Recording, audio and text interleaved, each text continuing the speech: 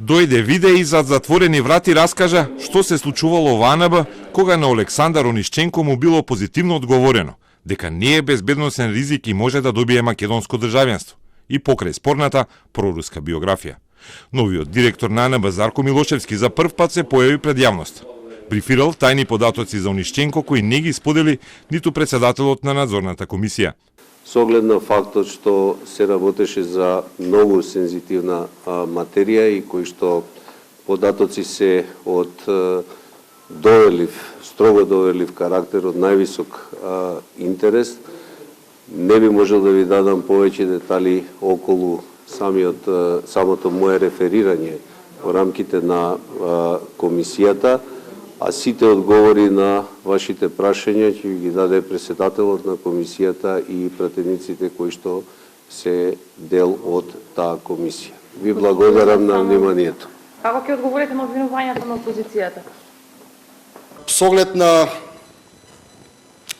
доверливоста на информациите, можам да споделам со јавноста дека не информираа за определени системски пропусти, со дел од законски решенија и така натаму и добивме практично еден редослед на тоа што се случувало од објавувањето од страна на медиумите па до денес во врска со тоа.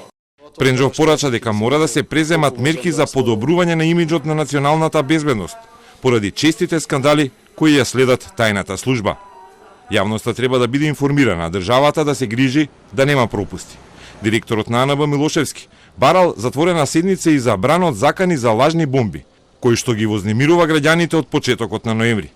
Опозицијата одбила, затоа што смета дека станува збор за информации од висок јавен интерес.